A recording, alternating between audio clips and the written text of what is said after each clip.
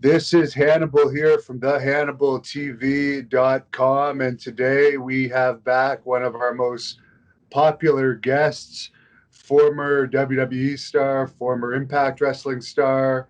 I believe he had a cup of coffee in WCW, and now he operates Ohio Valley Wrestling. Mr. Al Snow, how are you doing today, sir?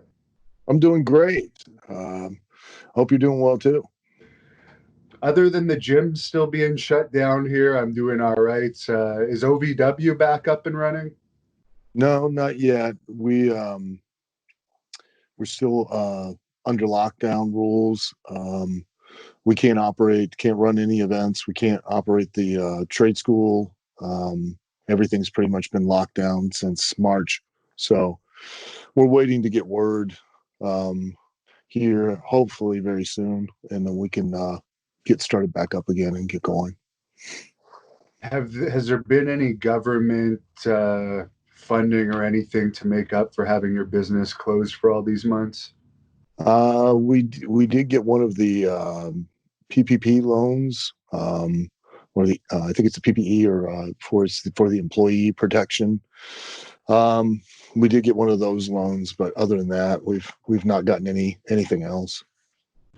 So obviously that's a big hit for you financially. You probably had to cancel shows and no money coming in from the training school. Is it true that you were actually thinking of moving OVW to Florida, or was that kind of just a joking remark in relation to the lockdown? No, Destin, Florida, the city of Destin, Florida, there were some officials there who reached out and we began a conversation, and we had spoken to a Florida senator, about some potential possibilities and what it would take to motivate us to move, to relocate. And we didn't want to, but if things don't change, I mean, it'll put us out of business. I mean, nobody can continue to survive like this with literally no money coming in at all. So we got to make adjustments. Now, you just came from LA where you attended Shad Gaspard's funeral. I believe you were the head coach in Ohio Valley Wrestling when he was training there. It's a terrible situation. Is there any memories you could share with us about Shad? Um, yeah, I met Shad when he tried out for Tough Enough 2, and he actually had made it onto the show, but there was some confusion. And when it came to his physical, something, I think they thought he had hepatitis or something, tested positive for that. And then when they went back after we had already cast the show, they found out that the physical was wrong. There was a mistake. And, but at that point, MTV had decided they had already moved too far forward and they couldn't go back and give Shad the opportunity. And then I reconnected with Shad here in OVW years later when WWE sent me down here to run the developmental program. And, Shad was an awesome, amazing individual that at times, could be as frustrating as hell and made me want to choke him until he shit his pants. And at other times, you just wanted to hug him and, you know, um, you know, just grab him and squeeze him. And because, that's the case with all of them, though, really. It's just they can be very frustrating to deal with. But at the same time, you care about them and you want to see them do well. And, you know, um, it puts you in a very interesting position because you've got to drive them and push them and have them almost hate you. But at the same time, if you don't, then, you don't care enough about them and don't care if they succeed. And most of the time when people are with me, they usually end up hating me. So Now, for Shad, it seems like he probably could have had another good run left in him. He still looked great, even at the time of his death. Do you think that was a matter of him just not wanting to keep at it, or was there something else at play there? well, I definitely think that, both Shad and JTG could have definitely had another run. I mean, that concept, that idea that once you get released from WWE, that's it. Like you're pushed off a cliff and you're gone is ridiculous. I mean, it's, especially if you use that time correctly, um, while you're there, on that platform. One, you can always return. You can always go back. Two, you can always go to other platforms, especially with AEW opening up, and Ring of Honor is still doing, running, and Impact Wrestling. There are definitely opportunities that, I think would have came up for both of them at some point down the road. I just think that at the time, Shad was directing his focus more out there in Hollywood to his acting and his writing and things like that. And I think he was really trying to push for that. And I think probably part of that motivation was his son. It's hard to have a family and to be on the road. It's not impossible. In any way, shape, or form is it impossible, but it takes a lot more work and it takes a lot more sacrifice. And you've got to raise your children to understand that, you don't live the typical type of life that their friends do, their friends' family do. We all get raised with that idea that dad goes to work, like it's still the 1950s, mom's Doris Day, it's the Aussies, mom stays at home, works, and or stays at home, and then dad goes to work, or mom goes to work and dad goes to work, but they both come home at the end of the day, and then you've got Saturday and Sunday, and truth be told, most people that live that life, they really don't have that much quality time with their families in the first place. I had that conversation years ago with some guys that worked at AutoZone who recognized me, and they were, made the comment like everybody does. Oh, you're probably never at home. You're never around your family. And I'm like, I am. I'm probably around my family more than you. And they were like upset, insulted. And I said, well, how much do you work? And they're like, well, we work 6 days a week, 12 hours a day. I said, so you probably get up probably 6 o'clock in the morning, go into work. You're there for 12 hours. You come home, you eat dinner when you barely speak to anybody because you're tired, you're worn out. You sit down in front of the TV to go mindless for another 2 hours, and then you go to bed because you got to get up so early. You do that 6 days a week, got one day off, and you're doing everything you can to catch up on the other 6 around the house. And one of the things that you miss, though, is that you don't spend any real time with your family because you're too busy doing everything else. Whereas I'm away, and when I come home, I'm 100% home, and I'm home for days at a time. Granted, I'm gone for days at a time, but I come back and I dedicate my time to make up for what I was when I was away. Because I consciously am aware that while I was gone, they didn't have a father or a husband, and now I've got to come back and be those as well. Now, in the late 90s, in the Attitude Era, the travel schedule was a little more hectic than it is today. I mean, even before the lockdown, I believe WWE was cutting back on house shows. AEW, on average, is running once a week, twice a week pay-per-view days. But what was the hardest part of that Attitude Era schedule for you? Well, that schedule wasn't terrible. It was hard. It was a grind. Because what you did was you went out Friday for a house show, Saturday was a house show, Sunday was a house show or a pay-per-view, Monday was Raw, Tuesday was SmackDown. You went home Wednesday, you had Thursday, and you left Friday every week. When I first came to WWF, the schedule was that we would go out we were going to work no more than 23 days a month, is what JR told us. Made an announcement that we were not going to work any more than 23 days a month. And that would be, we'd go out for 14, we'd go home for 3, we'd go back out for, 9, come home for 4, like that. And, you were on the road 14 days straight. So that's a little tougher. I remember the first trip to Germany in 95, 96, somewhere with the company. We were there for 19 days straight in Germany, and that was the typical schedule. And years prior to that, you were out on the road. I've heard you know, guys, Von Raschke one time when we were having a conversation, Baron Von Raschke and I, and he was talking about how he had been on the road. I think it was 150 days, 156 days straight, came home for 2, went back out for another like 143 or something like that, you know. Wow. And that was pretty typical. As you worked, a 7-day a week schedule, Monday through Sunday, and then started right back up the following week. And a lot of that's, changed now. Like I said, like you said, we had that schedule during the Attitude Era where we had every week we had at least, basically we had a day and a half off, maybe 2 days total if you count you got home Wednesday afternoon, you had all day Thursday, and then you usually left either, you tried to leave as late as you could on Friday so that you could get to the first town. The bad thing for me was I lived just north of Dayton, Ohio still, and every flight was a connection no matter where I went. So I had to leave earlier to make make sure I got into the towns in enough time. So. And you mentioned Jim Ross. He was the head of talent relations for a while in WWE, but I know you've had lots of experiences with him over the years.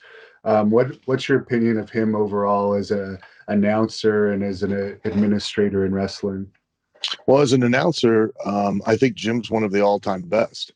An announcer, a commentator's job is to do basically 2 things. One's to tell verbally the story that you're supposed to be telling physically in the ring.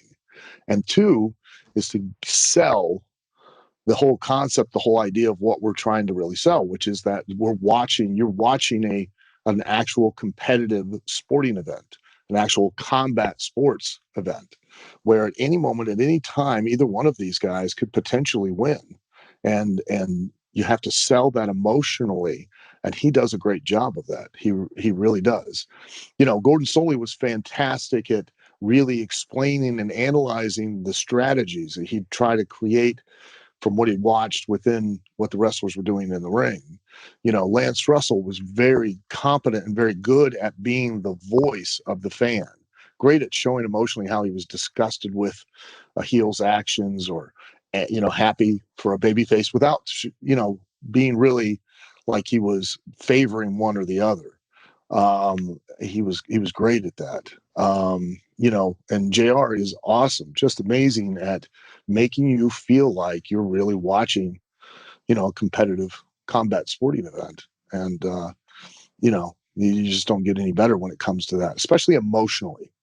He really believes. Same with Jerry Lawler. I mean, the older I get, the more of a fan I become of Jerry Lawler and just how truly talented that man is, and it surprises me too that when you hear a lot of guys these days and they're like, who should I watch? Who should I watch? Who should I watch? And nobody mentions him. They mention everybody but him. And I'll tell you what, if there's one person you should watch, it should be Jerry Lawler. He is still out there and he is still able to truly, in the real essence of the word, work an audience and make them feel like they get their money's worth. He's amazing. And he never sits in on pre-production meetings. He doesn't take notes. He never has. He wants to go out and react for real to what he sees and plays off of JR and does an amazing job. As an administrator, I think JR was, I thought he was great. He was always direct, as direct as he could be. You have to understand that, when you're a cog in the wheel, you're an administrator, you're not the final say. So there are a lot of things that maybe, he would like to tell or would like to say to talent, but he necessarily can't communicate. But he was always open. He was always honest. And, you could see in his booking of talent that he was always attempting to find guys that kind of fit that mold of being able to sell the legitimate idea of a wrestling match. He's a big student of Bill Watts, and Bill Watts was very much the same way. And Bill Watts was a student of Eddie Graham. He sat under Eddie Graham and learned from Eddie Graham and used that in the Mid-South days. And then now JR still carries that forward. And you talk about selling a wrestling match. I know The Undertaker's career is winding down. I'm not sure if you've seen any of these Last Ride documentaries where it's showing him hugging wrestlers that he's wrestled after the match, talking to them before. Recently, with this Jericho Mike Tyson angle, there's pictures coming out of the two of them together and goofing around backstage. Do you think that the kayfabe era of wrestling is over? Or do you think it could still be around? And what do you think should be done these days with this social media area and behind the scenes era? Um, where to begin? I don't think kayfabe's dead, because kayfabe was never what people think it is. For one, it was just a code word that we used within the locker room, and we'd use it within the context of a sentence. That way we didn't tip off whoever might be around that they were about to hear or see something that they shouldn't see. Um, Contrary to popular belief, uh, the general audience, especially here in North America, predominantly have known that wrestling is predetermined since the 1920s. Take that in, since the 1920s. When I was 12 and 19 or 14, when I was 14 in 1978, and I love all my family dearly, but none of them are Mensa candidates. When I went, and none of them were professional wrestlers.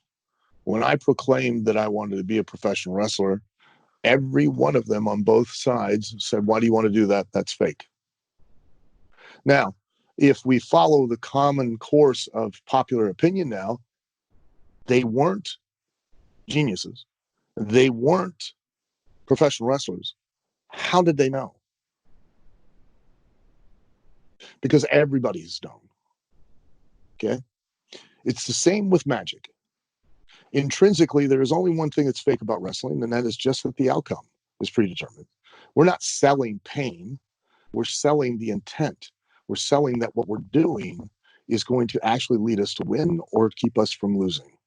That's what we're selling. And that's what's been lost, because nobody sells that anymore. Okay. We sell who we are and why we do it. Most performers today sell what they do, not who and why. And that's the truth. That's not an opinion. That's exactly what they do. Kayfabe is simply a respect for your audience and a respect for your own business. And what I mean by that is it's no different than if you were to go watch a major motion picture. They do kayfabe. Okay. What they do is they go to great lengths. And please understand, the wrestling business is diametrically completely opposite and different than Hollywood. They're not the two same animals. Okay. They are in some degrees. Case in point, we have to carry on and sell our gimmick, our character, who we are 24 hours a day, 7 days a week, if we really want people to invest emotionally and to the point to where they are motivated to get other people to want to pay to see you. All right. Because they enjoy it so much, and the only way they'll ever enjoy it so much is if they really can believe they can invest in it. And the same goes for Hollywood. Those people live a gimmick, and it's called being a movie star. The Hollywood studios created that gimmick of celebrity or movie star years ago, because no matter how much you loved Tom Cruise in his last movie, there's no guarantee you're still going to pay to see Tom Cruise in his next movie. Because ultimately, at the end of the day, Tom Cruise's job is not to act in a film. It's to motivate you to want to pay to see him. That's why movie stars are held in higher esteem than television stars, because in order for you to watch a movie star do his job, you have to leave the comfort, safety, and security of your house, drive to a theater, pay, and then sit in the theater. Whereas if you watch a television star, it takes all the effort of turning on your TV and switching to that particular show. Dramatically different. Okay. Arnold Schwarzenegger is not a great actor. He's better now, years later, but back in the day in his run, he was terrible. But People paid to see his movies. And that was why he continuously got to do more and more movies. Not because he was a master thespian, but because he could motivate people to leave their house and pay to see him. When you watch a film, no matter how great the film was, if you see something in the movie while you're watching it, something even small, case in point, the last season of Game of Thrones, when the people saw a coffee cup setting in one scene, how much of a shitstorm did it create on the internet? Because it took people completely out of that world, out of that story, and then it ceased to be entertaining. Okay? Same with magic. Magic, the intrinsic thing about magic being fake is that you are buying a ticket for them to be able to convince you that they can alter reality or defy the laws of physics. We all know they can't. But magicians go out of their way to never reveal how they do it, so they can always leave you in some kind of wonder and awe. And in my opinion, because the one job of a professional wrestler is not to wrestle, it is to motivate an audience to leave their homes and to pay to see them. Your job, especially now with the pandemic, the riots, it's going to become mass shootings. It is becoming increased, and the variety of entertainment that a person can access in their own homes, it is becoming exponentially difficult to do that job. Okay. And that really ultimately is your job. Your function in wrestling is to do nothing more than to motivate people to show up. Your value is not what you think you're entitled to, because it's not Walmart. You don't get paid based on time served, period. I don't care how talented you are. I don't care how much experience you have. If I put your name on a form of advertisement and nobody buys a ticket to see you, your value is zero. Period. If you've not done anything to draw additional people into the building, you are not entitled to get paid. Well, I do. I left the house. Well, guess what? Don't bother. Stay at home. I have a price. Well, you're never gonna get it. That's your value. And the more you sell a product, which is yourself and who you are and why you do it, and the more successful you are at selling that, the more invested an audience becomes. And the more invested an audience becomes, the more disappointed they are when you give them glimpses of the fact that it's not who you really are, that they bought into, that they wanted to watch the show. They really wanted to buy into and believe that you and the other guy had this heated rivalry, regardless of what it was about. Because let's remember, all the stuff backstage, which has always happened for years, for decades, it's always happened. Now we have writers. We've always had angles and storylines with wrestling, but it was to add a personal gravity and consequence to the outcome, to make you emotionally invested in wanting more to see one person win and the other person lose. That was all it was for. But if we now, in the middle of that telling of the story, we put up pictures of the two of us hugging and hanging out, and it was just we just put one over on you. We've now just literally made an audience feel like, well, I just bought what you sold me. And now I'm finding out it's not. So now I have buyer's remorse. I always use this analogy. I create a toaster. Why? Because everybody loves toast. Toast is amazing. It's the greatest food in the world. So I'm going to make a toaster. It's going to be all chrome. It's going to be 16 slices. It's going to have a bagel gimmick in the center. It's going to have 24 settings. You see a commercial, i.e. a wrestling show or a wrestling match for this toaster. And you're like, oh, that's an amazing toaster. I've got to go buy it. You drive down to your local Walmart or Tesco or whatever you want to call it, Costco, and you see on the shelf a box, and it has a picture of all chrome, 16 slice, bagel gimmick in the center, 24 setting toaster. You're sold. You're going to buy it. Take it off the shelf, take it to the counter, pay for it, take it home, open the box. It's all black. It has 4 slices, no bagel gimmick, and it has 12 settings. Are you happy? No. No. Are you going to buy another toaster from me? No. No. Well, but hey, I've sold you who I am, and I've sold you why I'm doing it, and you've bought into it, and you care about it, and now, hey, fuck you, I'm here. We had a great match. It was fun. We had a good time. It was all a joke. You gonna buy it again? You're more likely to follow it now. You're more interested in telling your friends and family you got to see this. Here's how valuable it is. Still to this day, I have people from all walks of life walk up to me in airports and ask me, hey, does Steve Austin really hate Vince McMahon? Hey, is Vince McMahon as much of an asshole as he is on TV? They believed in those two people, and they believed in the enmity between them to the point to where years later, they still come up, and that's one of the questions they ask. I cannot tell you the number of times I've had conversations with fans, again, all walks of life, all different ages, you know, different parts of the country, different parts of the world. Tell me this story of, oh yeah, I remember watching that years ago. They'll, well, what do you do? I'm a professional wrestler. And of course they always go, well, don't slam me. And it's like, well, what do you do? I'm a used car salesman. Well, don't sell me a car right now. Who thinks of that stuff? Don't be ridiculous.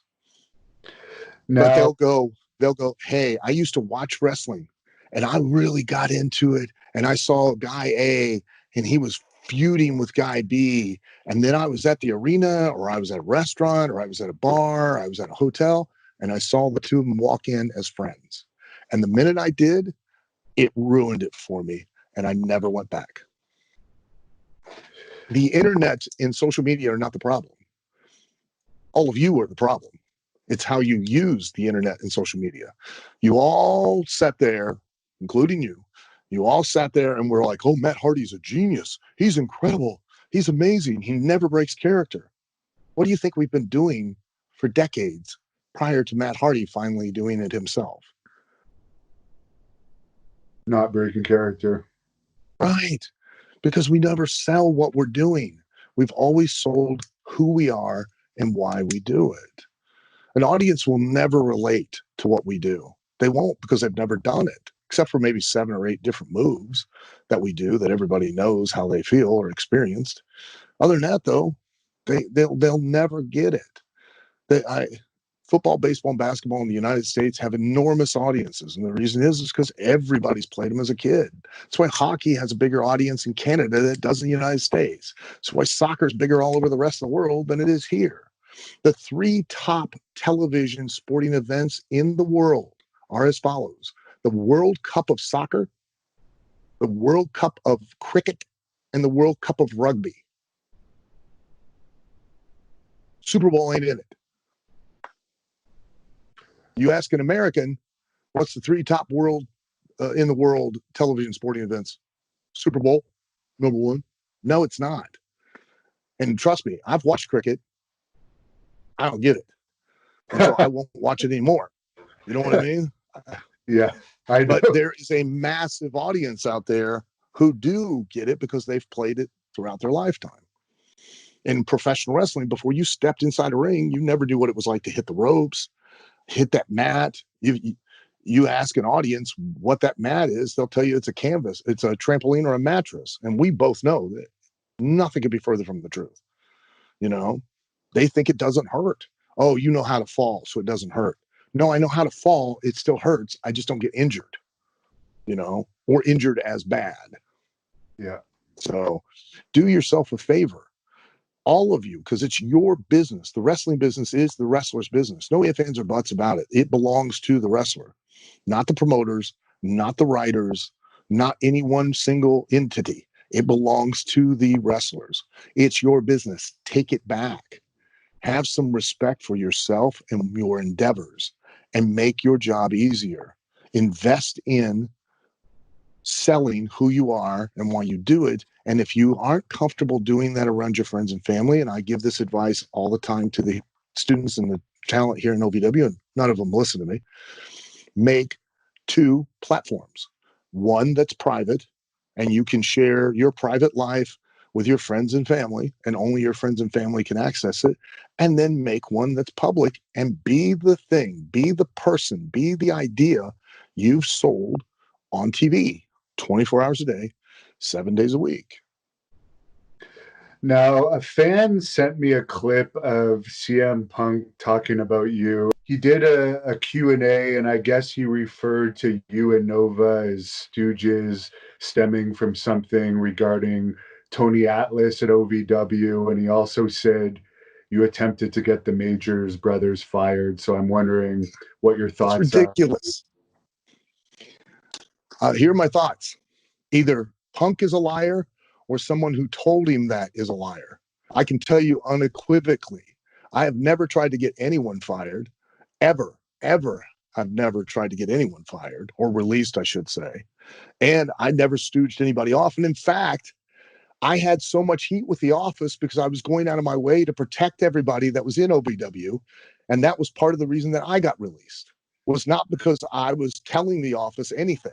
In fact, the office was trying to find things out, and they found out about the Tony Atlas incident between him and Tony.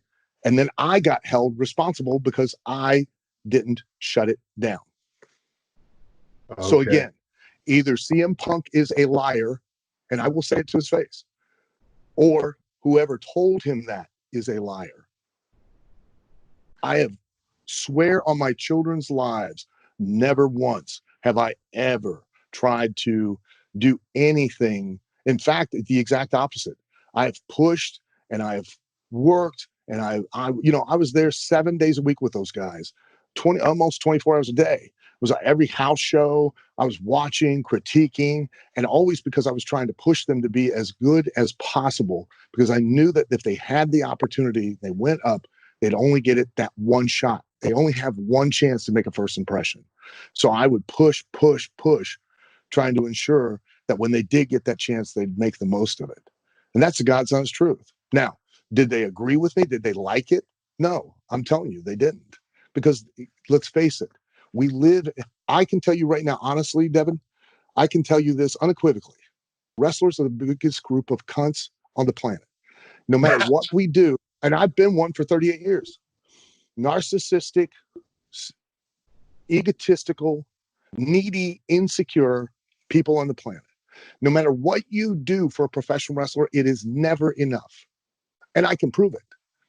Here in OVW, we literally became the world's first ever accredited trade school. And in honor of that, and trying to lift the level of and actually have higher standards when it came to training, we had a combine like the NFL. We had actual scientific instruments to measure their kinetic movement that would be able to anticipate a potential injury to a weakness in their form. We had, physical tests. We had intellectual, where we tested their IQ, their psychological, everything, just like the NFL. You get a 2-year scholarship. You get to attend school for 2 years for free. On top of that, you get housing for free. 2 years, you don't pay rent, you don't pay utilities, all you get is you get Wi-Fi, you get the cable television, you get a roof over your head for nothing. All you got to do is show up and work and give 100%. I had a group of 5 wrestlers who did the combine, got the scholarship, were able to stay in a home, a home with multiple bedrooms for free, and they were complaining and bitching about the fact that they had to have a roommate in the room, living for 2 years for free, no expenses, and it was not enough for them. They were still upset. One of them even telling me how expensive it was for his life to maintain his lifestyle. And I'm like, I get it. You do realize by not paying rent and not having to pay utilities, you'll have extra money to afford your expensive lifestyle. Still couldn't get it. Spent 3 hours complaining to me about the fact that they were going to get to live rent-free, utility-free for 2 years. And they were upset about the fact that they had roommates. You didn't teach them the trick of finding a rat to live with if they didn't like that most wrestlers know. Well, I try not to teach the carny shit. So, well, that's very interesting. And I had another fan question. Last time I interviewed you, you talked about Marty Gennetti and the IcoPro pills and the farts that he would make. And they were wondering if you had any other rib stories about Marty. Marty, oh my God, where do I start? It never ended. If you left him sit and he got bored, his brain would start to work and he'd just start doing shit. And being in a room with him was like being in Indiana Jones in the Temple of Doom. It was just, one time he was taking a shower and he took a long time. And the reason why was because he had unscrewed the shower head and stuffed KY jelly in the shower head. So when I went in and take a shower, all the KY jelly squirted out on me. It just, you never knew what he was going to do. The shower curtain, he spent time, he took all the hooks to where he loosened them up to where I went to push the shower curtain back. It fell. I had to rehook the whole thing up. It never ended. When we drove by in Montreal, we saw a skunk in a median one night, and he wanted to stop the car, and we jumped out. We were trying to capture the skunk because he was wanting to release it in the locker room. Davey and Owen one time ribbed him and put a padlock on one of his singlets, the one that he liked to wear, the black one. He didn't like to wear this other one that we had. He had to wear it all the time on the road. And keep in mind, this is when we go out for 14, 15 days at a time. So he could not get that lock off for weeks. He tried everything while he was home, off the road, when he come back out. He tried everything to get that lock off. And we're up in New Albany, and we're running upstate New York, and we're running Maine. And last night on the tour was Bangor, Maine. And whenever we'd stay in a town for a few days, which we'd try to get the same hotel and stay there for 4 or 5 days in a row, so we didn't have to keep packing up and unpacking and packing. And when we would, he would go to the grocery store and we'd buy food so we could help save money. So we go to the grocery store. Marty buys a bunch of food, and he buys peel and eat shrimp in a bag, like a pound of peel and eat shrimp. And he eats the shrimp and he keeps the bag of brine. And I'm like, what are you doing with that? And now keep in mind, Davey and Owen had put that padlock, and he was so hot at those guys for padlocking his gear. He's like, I'm gonna get fucking Davey and Owen back. And I'm like, when are we gonna do this? He goes, the last night of the tour. That's, we're gonna wait until they got to go home. I go, okay. So we kept that bag of brine in the room for like 5 days. The smell, and we didn't realize it was the bag of brine, but the smell, like the worst, dirty, athletic, sweaty sock smell, was in that room, to the point where we complained to the hotel, changed rooms because of the smell. And it was like close to the last night, because we kept it in there for probably 3 or 4 days. And so we put it in the car. That was when we realized, it's coming from that plastic bag of brine, because the car started smelling like that. Marty brings it into the building. The dressing room starts to smell like that. So Davey and Owen knew something was up. So they got dressed in their cars, and then they brought their bags in like an idiot, and they went to the ring, and then Marty poured that bag of brine in each one of their bags, and sent them home with their clothes smelling like that. So yeah, he was pretty crazy. Like, He alleged with me that he'd slept with 5,000 women. Do you think that could I believe it. Yeah. Yeah, absolutely. Absolutely. I've been to Marty, his old house in Florida, and Marty had literally like stacks upon stacks of photo albums, and stacks upon stacks of loose pictures of different women that he had been with. I mean, and when I'm saying stacks, multiple stacks. And I'm sure he hasn't slowed down or stopped, I'm sure too. And he and Sean, he would tell me that when they had that really good run and they were really super over, like they'd walk down the hallway in the hotel, and there would be a line of women sitting on either side of the hallway on the floor, waiting for them to go to the room. I mean, it's not like now. Back then, and that's the thing. You can tell when you're really doing good business is how many women are coming to the shows. That's when you know if a company or a territory is really making money. It froze up because count how many women are in the audience. When UFC was really super hot, look at how many women, and not just women, but how many attractive women. When you go back and you watch, like when the Von Erichs were so over, they couldn't even make it to the ring. When the Rock and Roll Express and Mid Atlantic were so over, there were women all over the place.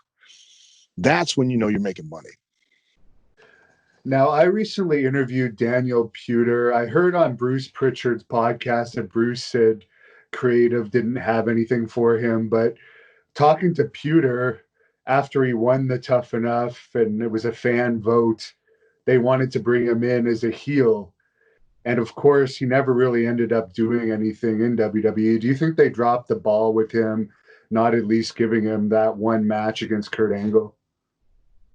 No, I don't think so. I mean, you have to understand, like, to do things right, to do things correct, it takes years to learn. It takes years of experience.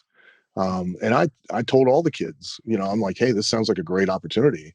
I said, but realize if you win, you're winning $1 million prize, but now they have $1 million worth of expectations. It, this is a business, and everything is an investment of time, money, and effort in a product, which is you. So now you've invested $1 million in Daniel Pewter. You want that $1 million back, don't you? Not to Yes. mention a return on that investment. But Daniel's too green to be able to ever give that to you, and you're going to sell a match, because here's where it goes bad. You're going to sell this match with him and Kurt Angle. And Kurt's amazing. Kurt's so incredibly talented that he could have possibly been able to carry Daniel. But what if he couldn't? Well, now you've just put a ding in Kurt Angle because the match wasn't that good between he and Daniel, and Daniel's just going to fade away and the audience is going to forget about him, but it could very well chip away at the very facade that you've built so strong with Kurt Angle. And that's something you wouldn't want to risk. So, Daniel, uh, to be fair, was an amazing marketer. He did a great job of politicking the audience and using, at that time in its infancy, social media, to be able to, use that to garner support to get himself the win. And, you know, and when he wasn't just released, they gave him an option. They told him, look, we're not going to renew your $1 million contract, which was $250,000 a year for 4 years. They said, well, but we will put you on a developmental deal. And, um, to Pewter's, you know, um, how can you say? I mean, he didn't agree to it because he had been used to making the 250. He felt that he could do better out on his own, with mixed martial arts. And he chose to do that instead of just taking the developmental deal and staying with WWE.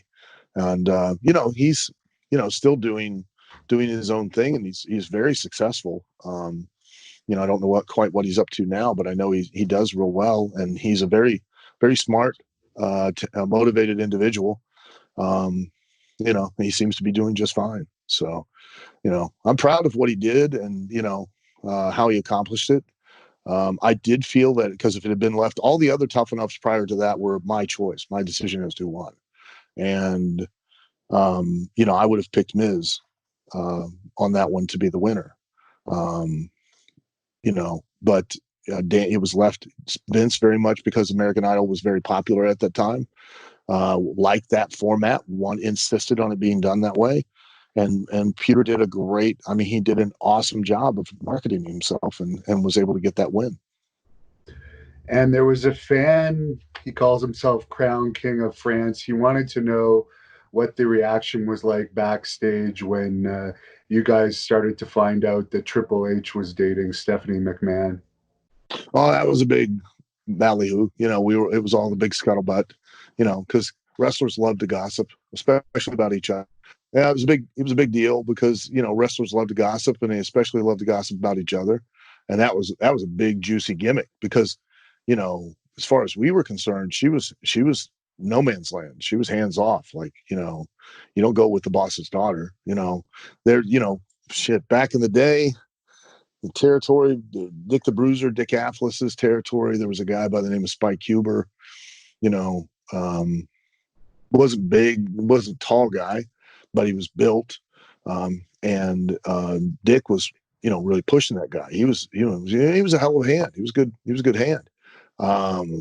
And Spike was married to Dick's daughter, and then Dick's daughter caught him with a rat with one of the girls that came to the arena, and that then pretty much ended Spike Huber's career. He was gone, like disappeared, ghosted from the scene of professional wrestling. You know, when he was being groomed, you know, especially in Dick's territory, but you know, Dick's influence got him booked in other territories, and he was taken care of because he was Dick's boy. And then once the divorce happened, he just disappeared. That was it. So we were all like, oh, you know, you're dancing with the devil to a degree. But, you know, they've endured, and they seem to have an amazing relationship. And, you know, you've got to respect and admire the two of them. I mean, they really seem to have a great life in all aspects. Now, you worked with Steve Blackman. I was wondering how you liked working with him, and do you think if he hadn't quit the Brawl for All, he pretty much took himself out of it, that he had the potential to win it because his first match was a pretty impressive showing? First off, that Brawl for All was a terrible idea.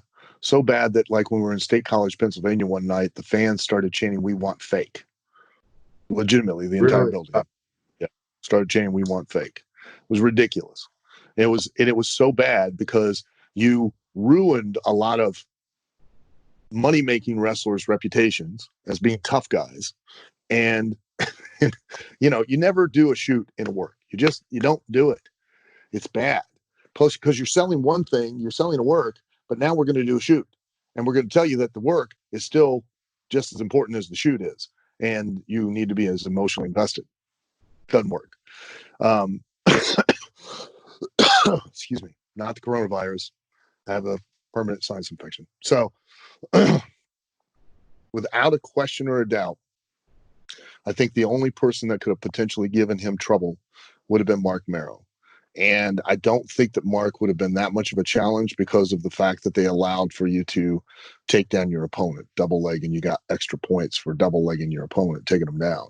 So, and that was what happened. Steve didn't take himself. He didn't quit the Brawl for All. He blew his knee out when he kept shooting in on the first guy he fought, which was It Mark was Merrow. yeah. Yeah. And that was what he did. He didn't want to stand up. He didn't want to stand up and try to strike with a Golden Gloves boxer because Merrow is a boxer. He's gonna outpunch Steve. So Steve kept going in and taking him down to get the bigger points, so that if Merrow started landing punches, Steve would have a far enough lead. And in process, he blew out his knee in doing it. That's Okay. what took him out. But you know, that was when you know, Merrow then went and got re-entered in, and the office was so confident that Bradshaw could take out Bart Gunn that they swerved Merrow on the points, and they let Bradshaw win because they thought Matt Bradshaw could take Bart out.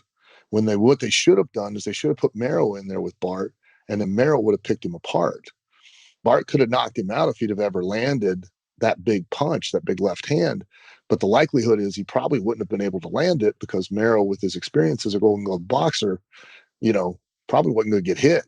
Because remember, the real art of boxing is not to knock somebody out. The art of boxing is to be able to hit somebody without being hit.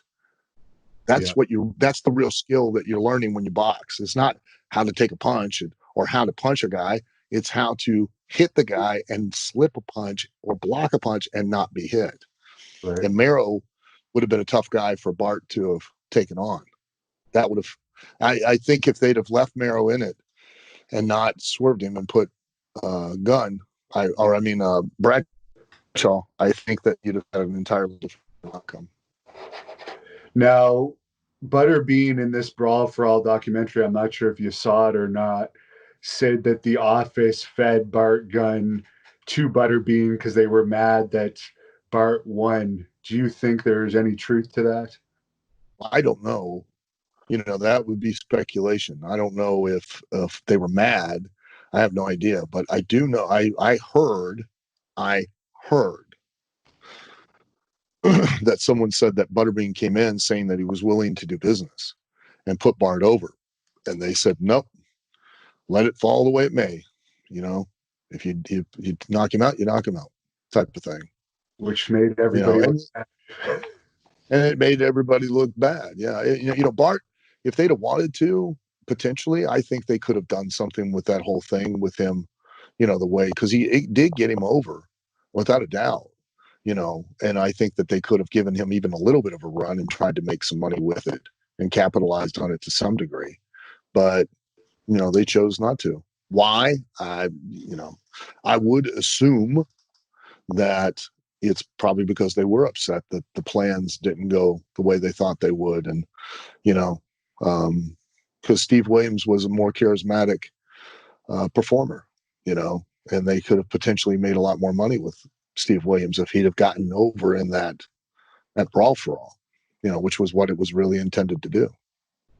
And Vince Russo claims he came up with the Brawl for All.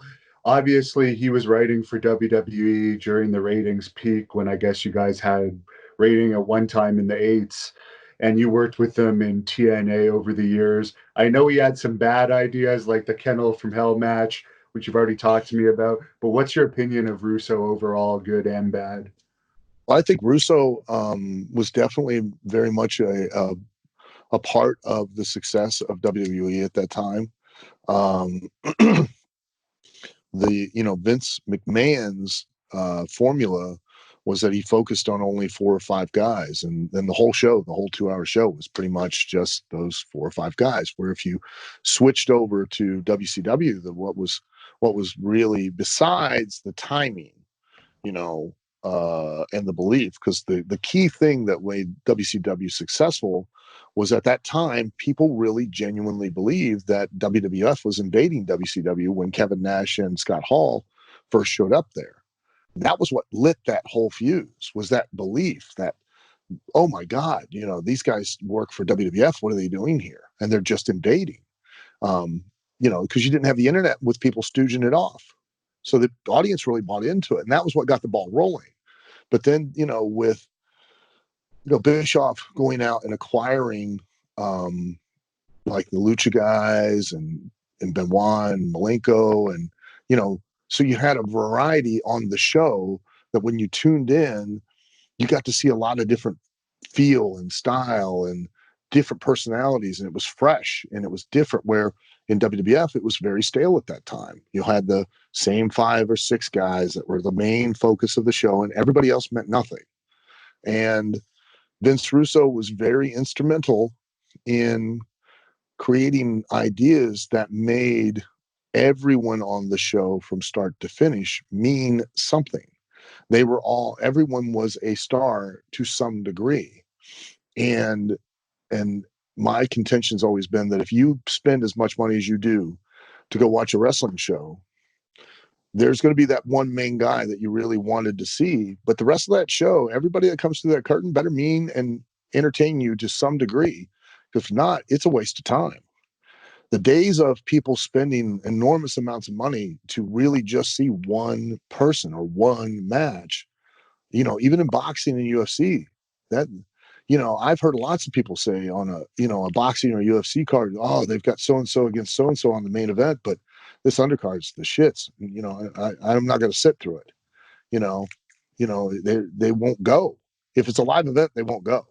And if it's a pay-per-view or something, they'll just buy, you know, that last match. They won't sit through the undercard, you know, and that's bad business because 9 times out of 10, they won't buy the pay-per-view at all. Because if they're not going to buy it from the start, they're not going to wait. They'll probably forget or just not care. Well, I'll just watch it on YouTube or something like that. Whereas if you have a great undercard along with a great main event, then people are invested and they want to watch the whole thing get to the end. And that helps them motivate their friends and family, saying, hey, you got to come over. We'll make a night of it, be a party. You can watch this, or hey, let's go out. Let's go to, they're having this at the arena tonight. And Russo was really good at doing that, of creating storylines that weren't just solely focused around 4 or 5 guys, but were focused around the entire roster to some degree. And everybody had a unique space and a unique place. And he was very creative in his utilization of the talent. And the same goes for TNA. He took that process a lot there. But Vince McMahon and Vince Russo worked very well because they balanced each other out. Vince McMahon was very detached and obviously had lost a little bit of touch of popular society, where Vince Russo was very tuned in to popular pop culture and modern society and all that, and he would infuse that into Vince McMahon. But Vince McMahon always knew what he was selling, which was at the end of the day, it was the finish. It was the fact that it was a competitive situation. Now, I've had, I'm not speaking out of turn. Vince Russo and I've had these conversations before where I'll make the statement that the only thing that's fake about professional wrestling is just the outcome. And he does not understand it. He does not grasp that concept. The idea that the only thing we're really selling is just that who wins and who loses. He thinks that it's all fake because you made it all up. And that's not the case, because the only thing that you're making up is why you're doing it. I screwed this guy's girlfriend. Well, now the audience hates me that much more and wants to see this guy not just beat my ass, but beat me, win, so he can get justice, so he can prove that he's the better man. He can get the one that finally at the end. Do you understand? And without that concept, without selling properly that understanding, you don't have anything. And Vince Russo we've had this conversation numerous times. He can't understand that. And he thinks like stipulation matches, cage matches, barbed wire match, Texas death match, whatever you want to call them, he doesn't understand that stipulations are enacted to level the playing field. Case in point, if babyface wrestler is wrestling a heel wrestler, and you as the audience, you can clearly see throughout the match, babyface wrestler is better. He's going to win. And just as it looks like he's about to win, the heel wrestler intentionally, purposely throws him over the top rope and gets disqualified. Now, the audience is upset because they know the babyface wrestler could have and would have and should have won. Well, what do?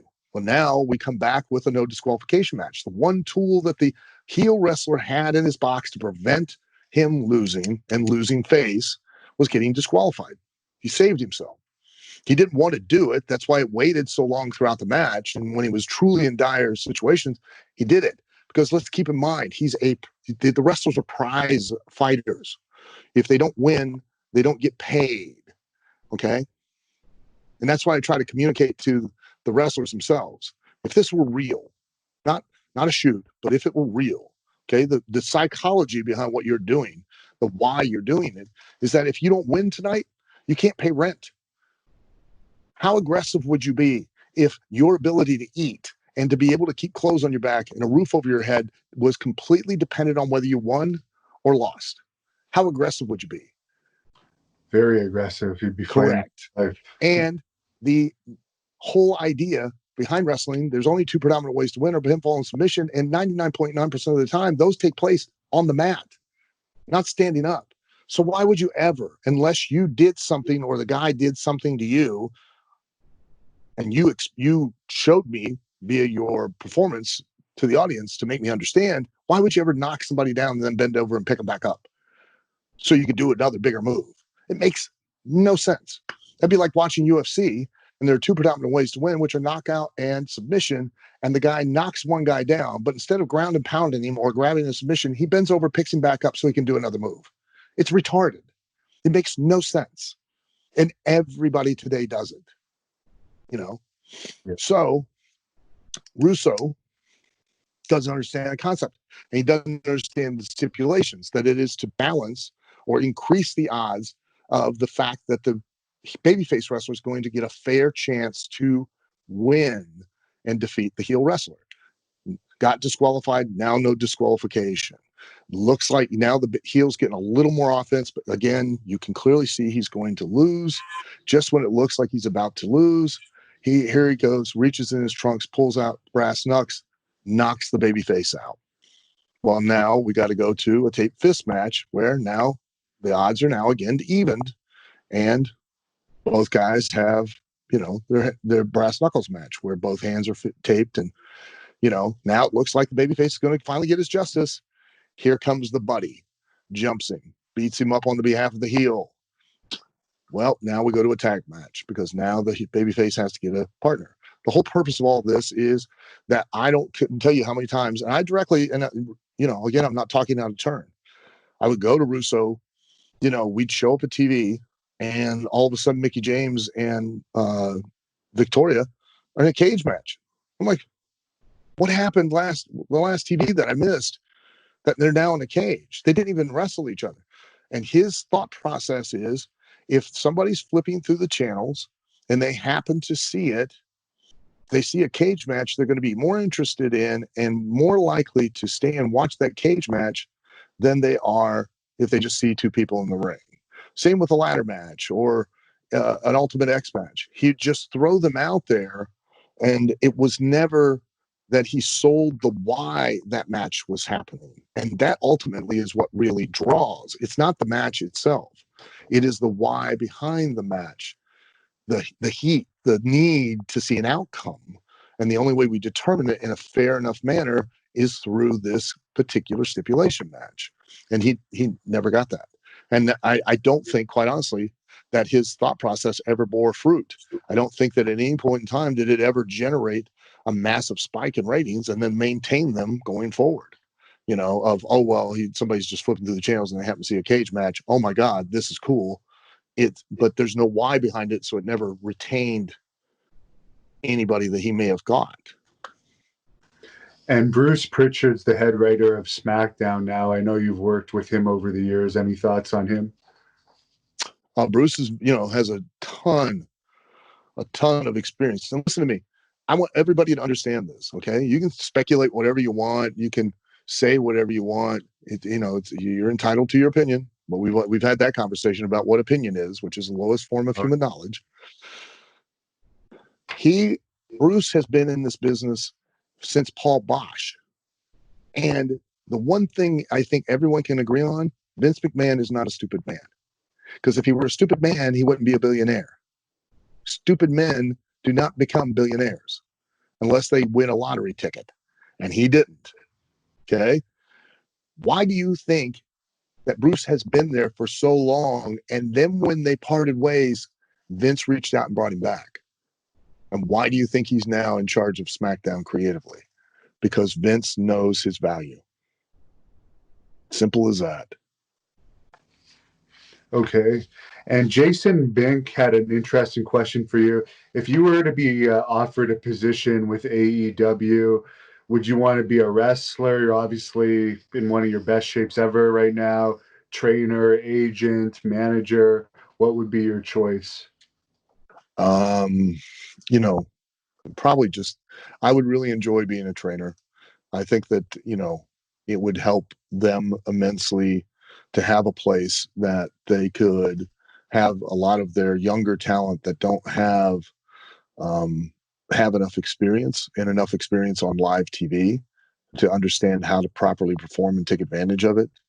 To have an opportunity, and not saying this just because I have it, but I do own OVW, and we produce a live television show. Well, we did until the pandemic thing, every Tuesday night. And the express purpose for why I did it live, or I do it live, is because it gives a lot of these young men and women an opportunity to learn the ins and outs and get the experience of performing on live television before they go to a WWE or an AEW or an NXT, because if you've never done it, you've never experienced it, you don't know how to capitalize on it to its fullest extent. And and then you get an opportunity, you're literally thrown in the deep end of the pool, and it's sink or swim. And a lot of times, due to your lack of experience, you sink, you drown, you lose that chance, that great opportunity to make a career. You can't capitalize on because no, you never got that experience. And I honestly think right now, I think we're the only place aside from AEW or NXT or WWE that you can do that you can actually go and get to work on a live television show on a weekly basis and start to really understand how to capitalize on where the hard camera is. You know, then when the AEW first started, there you could see a lot of the guys didn't understand where basically the hard camera was and how to play to it, and they still were playing to the audience in the building as opposed to the biggest audience, which is the audience at home. And that's just due to a lack of experience. And they never had an opportunity to do that. And here in OVW they do. So. And Isban Arayo said he really thought your Shinobi character was cool, and why did it last, I think, only one match? Well, they did. I used it a couple of times in WWE. Originally, I had created that character when I had the school in Ohio that I had started back in 1990. And I did it because if I trained you and we were going to go up to your hometown in Toronto, then the way I could make sure you had the best match in front of your friends and family was to work with me. So what I did was I literally created that gimmick, and taught myself how to move differently and have different body language so that anybody watching the show, I could come out and wrestle as Al Snow later, and nobody would ever recognize that I was the guy under the hood because I worked completely different. And what happened was, because at the time as Al Snow, I didn't have a definitive personality or definitive character. I was good hand, but that was what held me back, was you couldn't describe me in a sentence or less. And the Shinobi character got more over than I did. And I started getting more booked more regularly as that, because it was a definitive character. I did a lot of stuff that had a personality even underneath the mask. And they used it a couple times in WWE. And then the last time they used it, Vince loved it that time. He was thrilled with it. But he was upset because I'd taken off the mask. And the only reason I took off the mask is that the writers were insistent that the mask be taken off and I be revealed as the guy underneath the hood. And I kept saying, no, you don't need to do that. That's not where the heat's at. You're making a mistake. And I went along with it when I really should have stuck to my guns and said no. And the very next day, Vince was like, why'd you take the mask off? That was the best match I've ever seen you do. Now we can't do anything with it. And I'm like, because they told me to. But, I could have easily refused to do it. And I should have. That was my mistake. And you were advertised for Survivor Series 95, but you didn't end up competing in the match. What was the reason behind that? I'm not real sure. You'd have to ask somebody else. I was booked on it, and then there was a change of plans, and I think they put Bob Holly in or something instead. I was never privy to the inner workings of the office at any point in time while I was there in WWE, or still to this day. That's one of the mistakes I talk about, is that, it was my fault because I didn't ask questions, and I should have. But I showed up at TV for, how many years was I there? From 95 to 2005, somewhere. I don't know. I'd show up at TV, and they were having me do stuff, and they had no one, and I can't emphasize this enough, no one ever spoke to me. No one ever gave me direction. No one told me what we were doing, why we were doing it, where we were going with it, what they hoped to accomplish with it. Nothing. Hey, we need you to wrestle this match. Hey, we need you to do this vignette. Hey, you need to do this. You need to do that. And I just would go out and do it. But sometimes I think I missed the mark, or what their vision was, because they never communicated to me what it was. And I mistakenly never asked. I never took the time to say, hey, what are we doing? Why are we doing this? What do you want me to do? Why do you want me to do this? Where do you want it to go? I never did. And I really should have, and that was my fault. And Alexander Ramos saw your first shoot interview with me where you told the story of Ole and Gene Anderson, the experience you had with them kind of roughing you up in the training. He wanted to know if you think it was okay what they did to you, considering the way wrestling was at the time. And he also wanted to know what your opinion is of the stretching that Eddie Graham used to do to potential wrestlers with Bob Roop and some of the other guys stretching wrestlers. Um,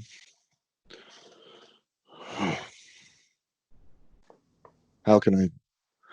Because I do say this all the time too, and it applies to this interview and what I'm about to say. One, I'm responsible for everything I say, but I'm not responsible for what people understand. Okay, let's make it clear. I do not condone in any way, nor have I ever done it. I don't condone bullying. But I understand why Ole and Gene did what they did back then. And because still to this day, this is a very tough, physically, very tough business, but it's even tougher mentally and emotionally. And you have to understand one of the biggest shifts in the paradigm of professional wrestling is that the majority of the professional wrestlers that are in the business now don't make a living off of it. Back then, the majority of the wrestlers that were in the professional wrestling business made a living off of it. And it was their only means of a living. Okay.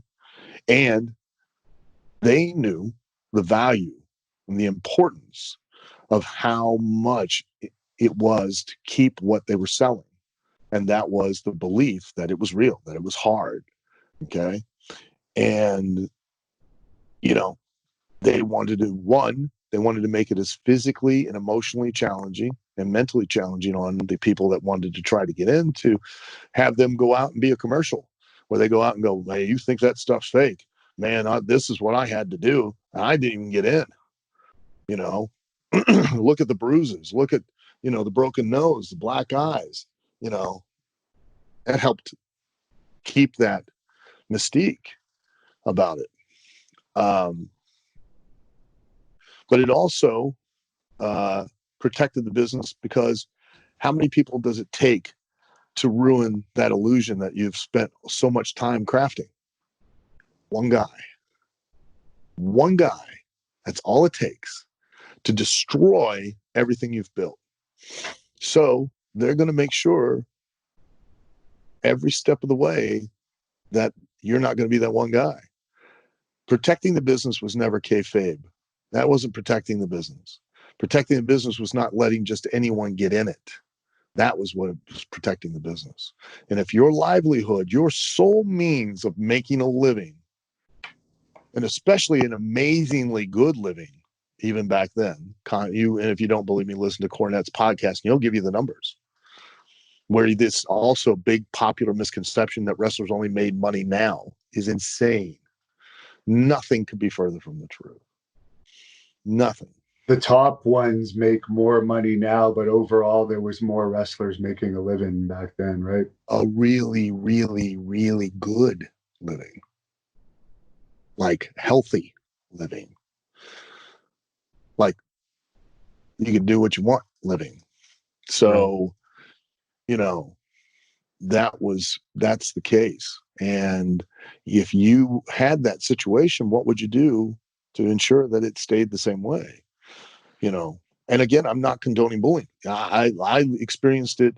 And I legitimately mean this. Like, there are a lot of people that are in the wrestling business right now that would never have made it 38 years ago.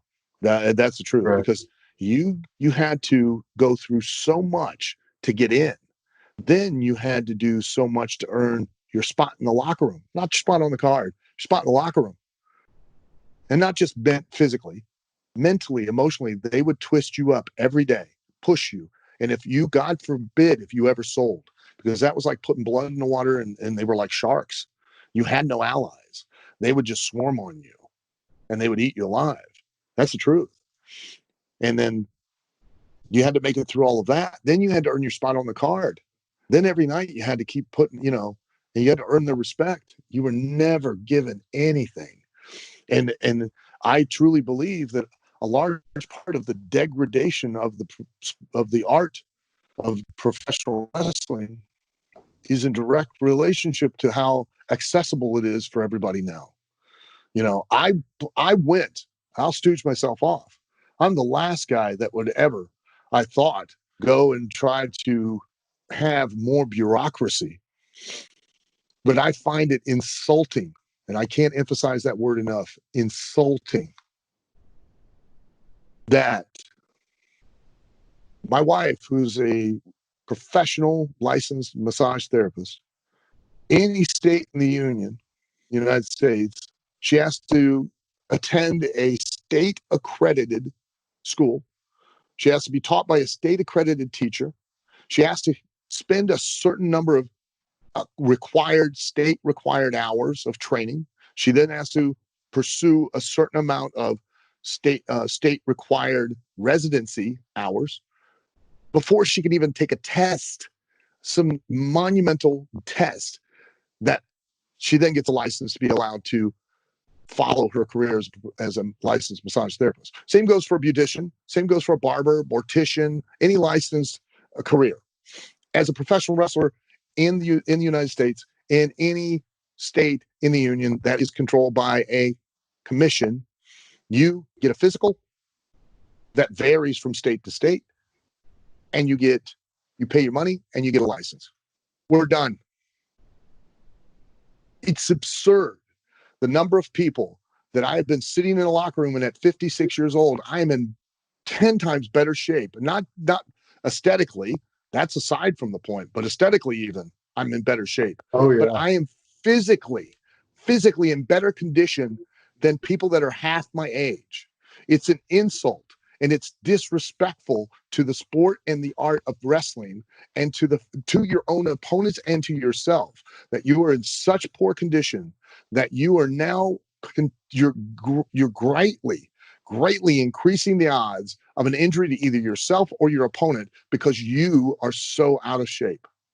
Not to mention that audience literally spent their hard-earned money and invested their time to come watch you so they could believe that you make your living in a physical combat situation, and you don't look like you could even beat up one of their kids. That's absurd.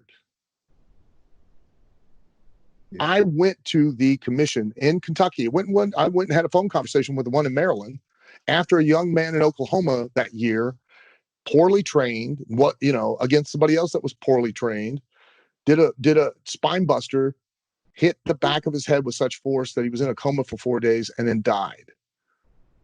Do you know how many people every year die or are tragically injured in professional wrestling now?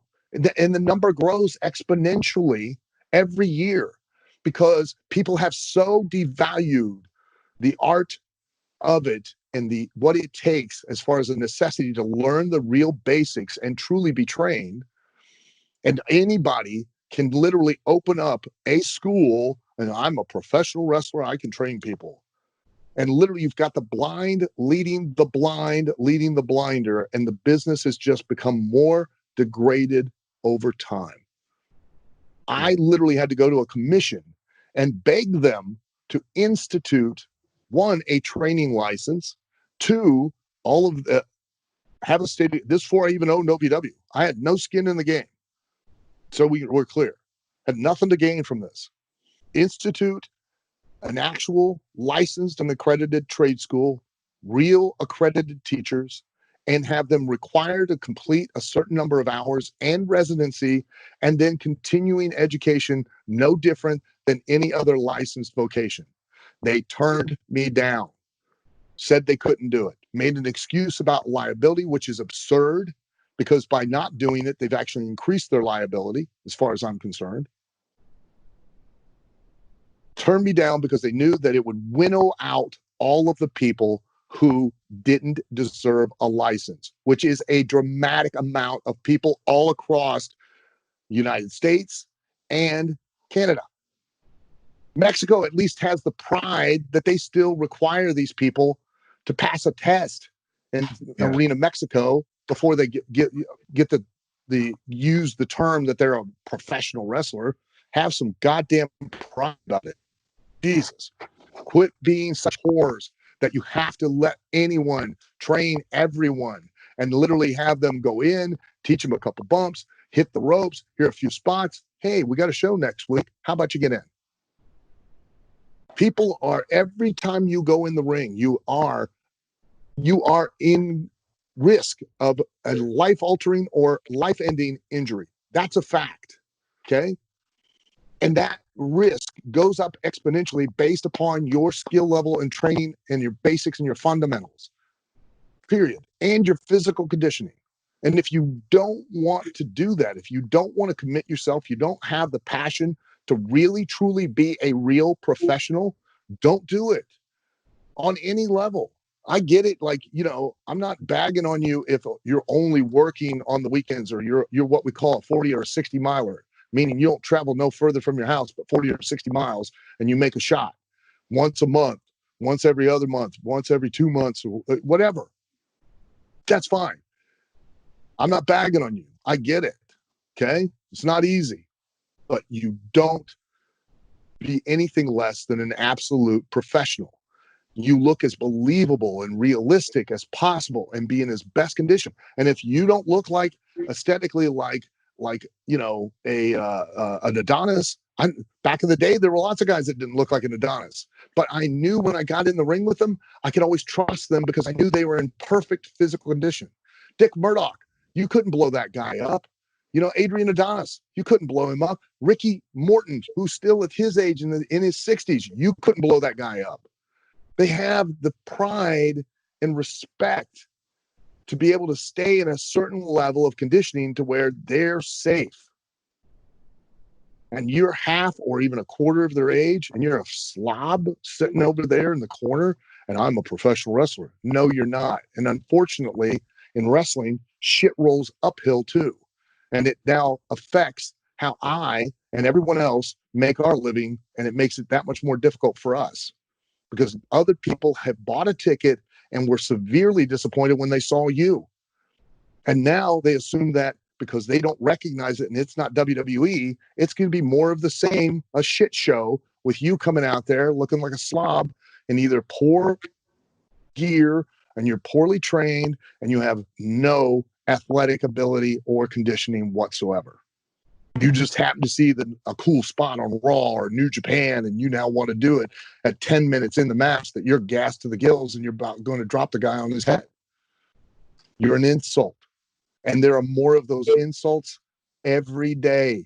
And that was why I condone what the Andersons did to me. That's why I condone what Eddie Graham did, because stretching you was not punishing you. How do you know how to sell an armbar if you've never had one on? How do you know how to sell an ankle lock? How do you know how to sell any catch hold if you've never had one applied to you? You don't. So that was why they did those things. And it was to test you, to see if they could crack you and send you home. And if they sent you home, you weren't worth the time and effort to invest in the first place. True. And Insaniac wanted to know, I know you have a lot of fake accounts out there, but he wanted to know if you've ever had an obsessed fan. Oh, I've had several, yeah. And it's not fun. It's not fun at all. I know that the fans find it that they find it flattering, or they believe that they know you, and because of the fact that they've gotten some attachment to you because they get to watch you every week in their homes, and they believe they create some familiarity. Probably the worst time that I went through that was during that the Tough Enough run, because Really? oh yeah, but one, because the level of exposure was up dramatically, but two, because I wasn't being a gimmick, I was being me.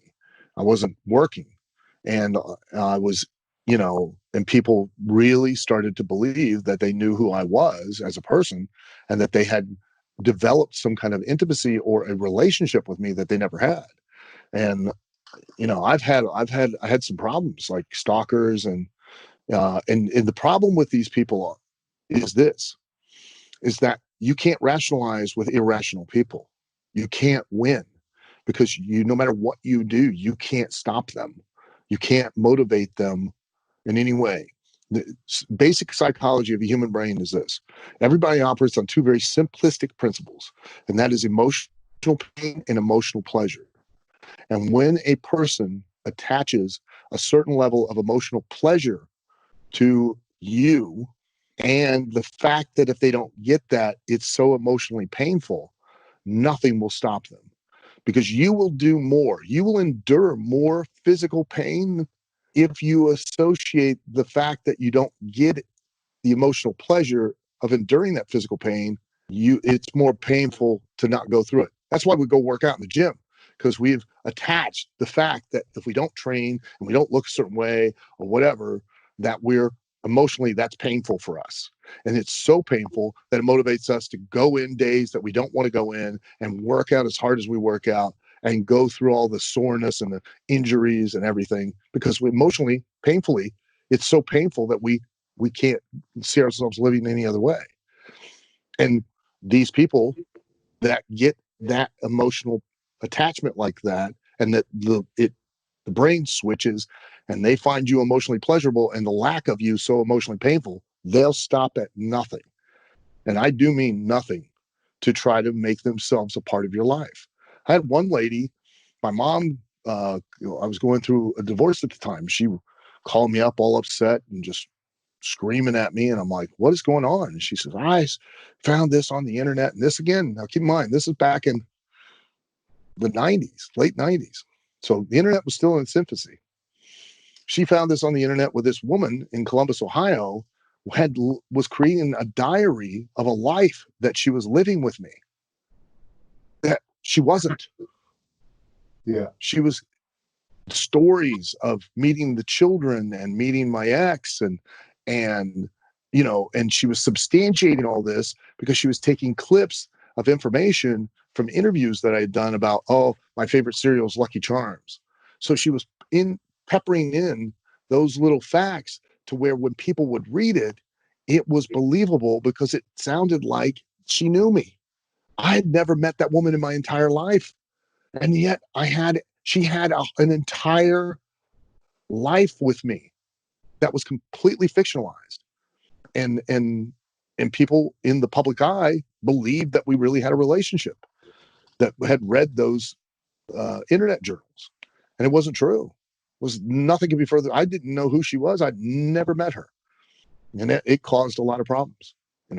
Had a young girl up there in Canada who this was back on MySpace back in those days, and contacted me and would just pursue me and would make fake email accounts and fake MySpace accounts and all of this, pursuing me and contacting WWE and contacting the other wrestlers, pretending that she was other people, and then everything she could do. It was insane. I spoke to her. She has a lot of, she had a lot of emotional issues, the poor girl. But for these people, emotionally, it's like they're drowning. And you're that single point of hope. You're that light at the end of the tunnel, and they will drag you under in efforts to save themselves. They don't care, and you can't stop them. It's a scary thing. It really is. And at one point you pity them, but the next point, after a while, you begin to hate them because in short of you doing something drastic, there's no way to stop them. They just, you can't rationalize with them because they are completely irrational. And a bunch of people wanted to know your opinion on your definition of a good worker. For instance, is John Cena a better worker than a Dean Malenko, whereas John Cena is more of a charismatic character, where Dean Malenko is a better technician, but John Cena made a lot more money? Or what would be your definition be of a good worker in wrestling? Well, let's define what a worker is. Let's define what a work is, because people don't get that anymore. What's a work? Well, a work is a lie. It's a sham. It is my ability to make you believe something that's not true. That's what it is. No ifs, ands, or buts. A work is to make you buy what's a lie. And the only lie in wrestling is that it's not predetermined, that I'm really out there trying to win and trying not to lose. Can we agree? Yes. A worker is a guy who is very adept at being able to make or convince a large amount of people in a lie, right? Correct. It has nothing to do with his physical ability. It has nothing to do with how many moves he can do. All it matters is, doesn't matter how he does it, is to allow you to believe in who he is and why he's out there doing it. The lie. Right? Right. So, how many times have we heard, oh, so-and-so is a great worker? When's the last time you were really able to believe in a person, in their persona, and why they were out there in their efforts? Be honest. A long time. And how many times do we bandy about that? Oh, he's a good worker. He's a great worker. He can do a lot of shit. He's a great worker. That doesn't make him a great worker. If you can successfully get people to invest in who you are and why you're doing it, then obviously you're going to make plenty of money. Now, technically, Dean Malenko mechanically far surpasses John Cena. But, and that's no knock against Dean Malenko. He's incredible. Okay? Describe Dean Malenko to me in a sentence or less. I'm not a wrestling fan. All right? You want me to watch wrestling. You love Dean Malenko. Tell me why I should watch it and Dean Malenko in a sentence or less. He's got 1,000 holds. Okay. Meaning? He's very skilled technically. And you think that's going to sell me? Yeah. If I say beer drinking, ass kicking redneck who flips off his boss, you think you're going to be intrigued to watch that guy? I'd be interested, yes. That's the difference. You understand? Right. And John Cena, you could describe in a sentence or less to the average person to some degree that would captivate them to want to watch him. Otherwise, he wouldn't have been as successful as he was. Not to mention how, he was able to some degree make people believe and care in his matches while he was doing them. Because if he didn't, he wouldn't have stayed in that spot. Think of him what you will. So was he a great worker? Yeah, because he was able to get people to believe the lie of who he is and why he did it. Now, just a few quick questions here. Someone wanted to know your favorite city to wrestle in and favorite venue to wrestle in.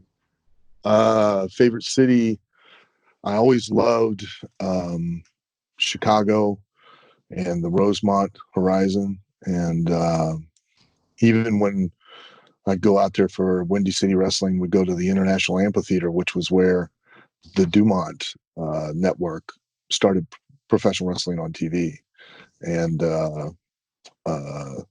but man, and Milwaukee was great too. That was an Midwest towns.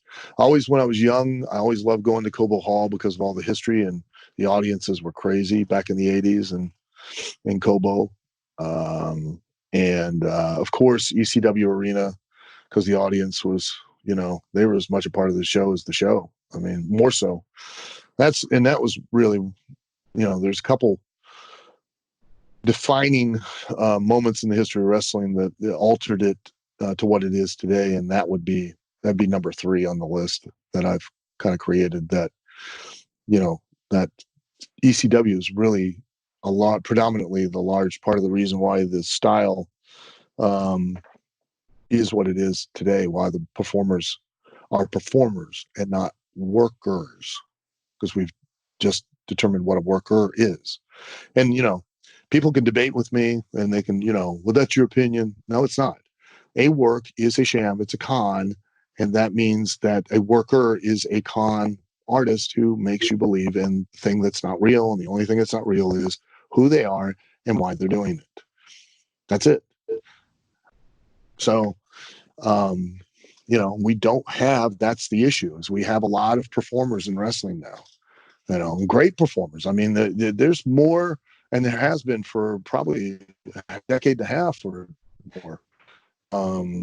We have more physical and athletic talent in the wrestling business than we've ever had in the entire history of wrestling.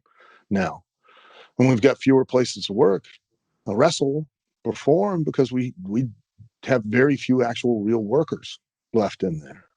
And the ones that are, they stand out. You know, everybody applauds and gives accolades, and rightfully so, to MJF. You know, in one breath they'll tell you kayfabe's dead, and the next second breath they'll sit there and loud praise onto MJF about the fact that he never breaks character. Well, which is it? Is it kayfabe's dead, or are you happy because he always is selling who he is? Because that's kayfabe. You have to make up your mind. You know what I mean? So, you know, and he wrestles like a heel. You know what I mean? He does a great job wrestling like a heel. Um, you know, and that's a rare thing today. We don't have, that's the other thing we're missing in the equation, is that no matter how you tell a story, whether you tell it through your physical actions and your body language and your facial expressions in the context of a competitive situation such as wrestling, or you write it down in a book, or you act it out on the stage or on a screen, you need an antagonist and you need a protagonist. And in wrestling, we really don't have any real antagonists anymore. We don't have any real heels that are willing to make the opposite person look better than them so that they have the express reason to do something heinous to gain the advantage. It's not what a person does that gets heat. It's why they did it. Even in your own life, what people do doesn't piss you off. It's because you think of a reason why they did it, and that's really what pisses you off, is the why they did it. And the same goes in wrestling. And we no longer sell the why anymore, you know. And Cactus Jack Black wanted to know if you ever witnessed any locker room fights. Oh yeah, I've witnessed quite a few over the years, you know, and some near ones too. Watched one guy get his eye popped out of his skull in one when I was about 19 or 18 or 20. I was only in business for a couple of years. That traumatized me watching him. I just looked at me, wetted his thumb, stood up, and you heard a little, and the guy's eye popped right out of his head and hung on his cheek. Who was the guy that did the Oh eye? God. I can't remember the guy. They were in a fight over a rat. And they were in a match. It was a lumberjack match, and we're out there and ringside, and they started getting stiff with each other. And the one guy went down and was looking right at me, and he just kind of stuck his thumb in his mouth because he wet his thumb so he could slide in easier. Turn around, popped it out. And last question, as a wrestler, did you enjoy your time more in WWE, ECW, or TNA? Honestly, I enjoyed every one of them, and I'm most grateful for WWE because it's if I hadn't been to WWE, I had a great career even before. I mean, I had been working for 14, 15 years before I went to WWE. I know that sounds great. You know, I had a guy, one of the guys here, we were having a conversation, and I was teaching class, and you know, he's like, how long was it before you got signed? Because let's face it, that's every young guy and girl's whole sole goal is just got to get signed. Just got to get signed. And he was like, well, you know, how long was it? And I was like, I don't know. I've been working for probably 14 years. He's like, what? It took you 14 years? I go, yeah, because that wasn't the goal. The goal was just to work. And the WWF at the time it was a bigger, more prominent territory it was a bigger platform. You know what I mean? That was it. It wasn't, oh my God, I've got to get signed or else I have no career. It was, I have a career, but if I go to WWF, I'm going to make better money. You know, that was it. And it just blew his mind. and, um, and that's why I say, like, you know, and I mean it when I say it, like, working for WWF, WWE, ECW, and, you know, WWA, you think of it in an AWA, you know, if it has a W in it, I've worked for it. It was awesome working everywhere. It's just that WWE, I made the most money, and it was the most prominent platform that if I had not had that opportunity, we wouldn't be having this conversation because nobody would care. And two, it wouldn't have allowed me to continue on and have a career even after WWE that, I've been able to travel the world and make an enormous amount of money all because I, had that run in WWE. So, it was great. It was awesome. And ECW was a blast. I mean, probably, was such an awesome time. The locker room the morale was so great and business was good. And I was really getting over and I was having fun and I had freedom to do what I want. Paul would let you do whatever you wanted. He didn't come down on you. But Smoky Mountain was awesome because, I'm working every night with those guys. God, to work with Ricky Morton and Robert Gibson are so ridiculously good, and physically and mentally and creatively, like I was firing all cylinders, and quite honestly, we'd talk a little bit, maybe if there was a spot or two that we wanted to do, for 14, 15 years, I'd go in the ring and we'd have a spot or something we'd want to do. And if it came up, it came up. If it didn't, nobody cared. And we just went out there and we had so much fun, just calling shit as we did it. And it was so easy and so effortless. And, and then it's changed, it's everybody has to mentally rehearse absolutely everything they do. And, I'm probably going to say something controversial here. So you'll be happy because it'll piss people off and it'll make them want to hear it. I firmly believe, and I think I can prove it, wrestlers don't wrestle for the audience anymore. They wrestle for each other. How? Why? Well, I'll tell you. Thanks for asking that, Devin. Well, I already know the answer to that, but yeah, you can tell me. The only reason that the wrestlers get together and they meticulously go over every step, plan everything, leave each other, mentally rehearse it, come back, refine it, and then mentally rehearse it again is because they're terrified that they're going to make a mistake. And the only people that will ever know they really made a mistake are the boys in the back. And one or two people that are in the audience writing a report. Right. That's it. No one in the audience is really going to know or understand that something got screwed up unless they openly demonstrate that it has. They worry. And here's the other way I can prove it. They only ask one question when they wrestle now. One question. When I first broke in the business for 14 years, 15 years, the only question I ever heard was, what's the house? How many people are here? Now, the only question I ever hear is, did you see my match? The only question you're going to hear these days is, did you see my match? And they ask that of each other. And the sad thing is that no one saw their match because they were too busy calling their match because they were worried the other guy was going to watch theirs. They don't care what the audience thinks. They only care about what each other thinks.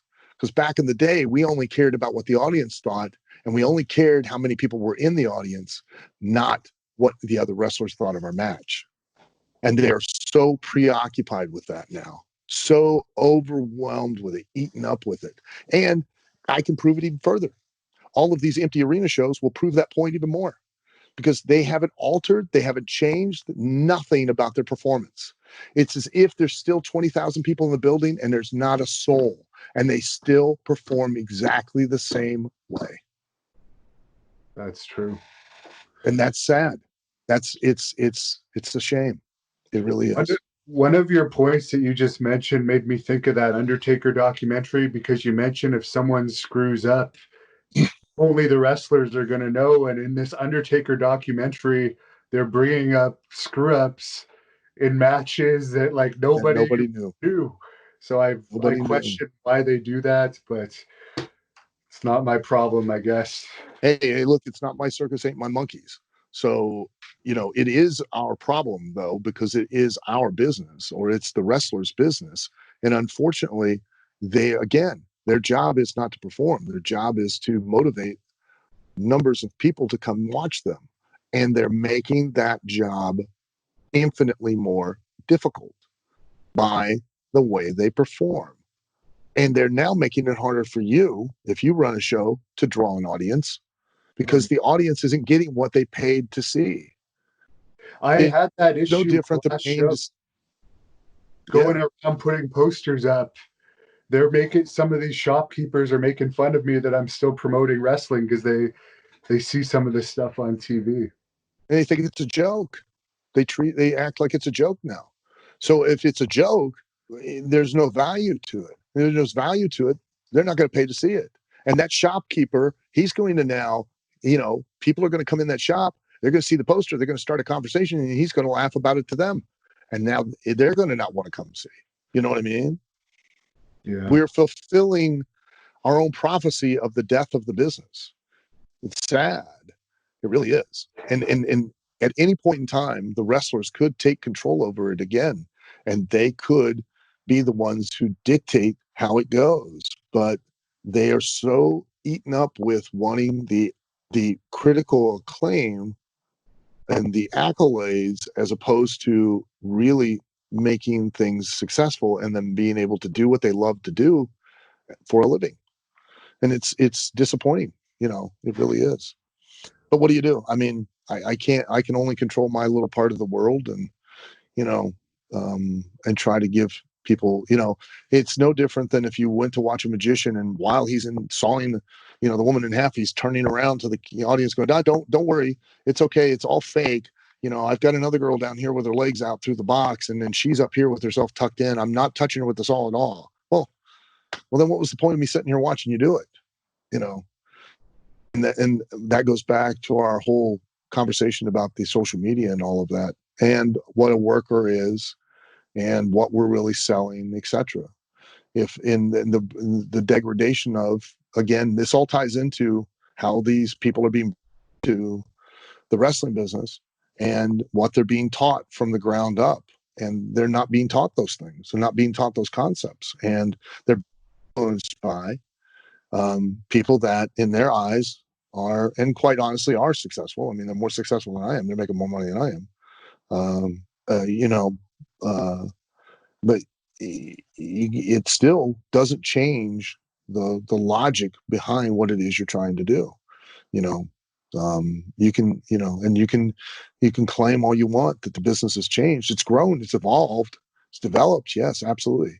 But at the end of the day, the audience still is buying a ticket to believe in those two very basic concepts that they've always bought a ticket to believe in, and that's who the wrestler is and why they're out there doing it. That they're watching a physical contest, that the outcome's up in the air, and that the wrestler really wants to win, and because if he doesn't, he doesn't get paid, because they can relate to that, they can understand that, and that's the only reason you work your way up the ladder to get a championship, is because you get a championship, you make more money. Not only are you the best in the business and have a trophy to prove it, but you're also a guy who gets paid bigger purses because you now are in bigger bouts. That's the thought process, and that doesn't get communicated to these guys.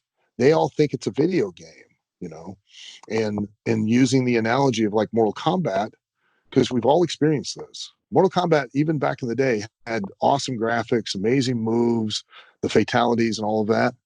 But let's face facts. If you're not one of the people playing the game, how long does it take for you to get bored and you stop watching?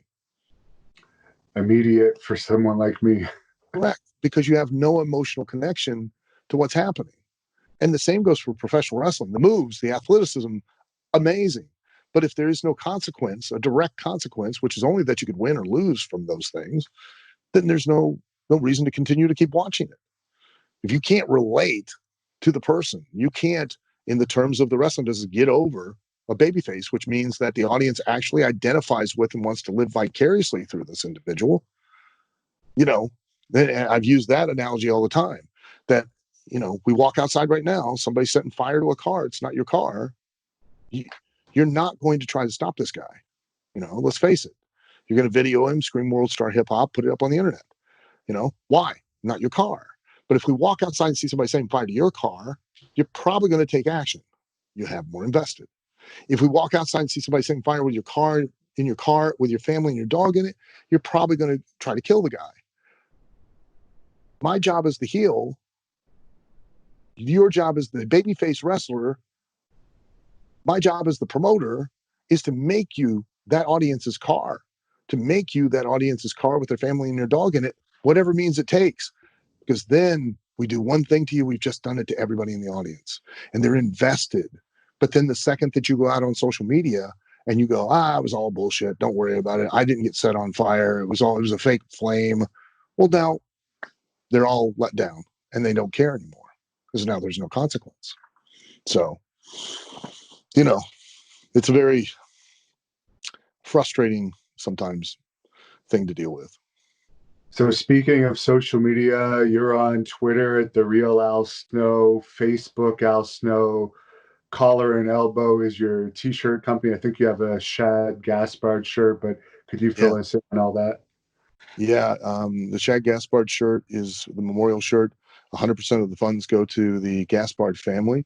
I went to the service, spoke to the sister. They're taking all of the money from the GoFundMe and from that, and from Pro Wrestling Tees has got a shirt as well. I encourage people to buy the shirts wherever they can get them. And all that money will go in an annuity for Araya, Shad's son. And he won't be able to touch it until he's 21. He's 10 now. So it won't replace Shad, that's for sure. And it won't replace the husband or the father, but it's at least something that we can do for the family. And go to collarandelbowbrand.com. You can get the shirt. I'm at The Real Al Snow on Twitter, Instagram, and Facebook. And you can go, if you want more information on OVW, you can go to ovwrestling.com. We're on the YTA network. It's a national network now. We're in 44 million homes across the country. We're on our local broadcast channel. We're up to almost 1,100 consecutive episodes of television. And we have a new television show that we're producing that's up to 22 episodes, and that's OVW Overdrive. It's its own unique show. It's not just a recap show. And if they want information on the only trade school in the world accredited by the State Office of Proprietary Education, they control all trade schools and universities, colleges.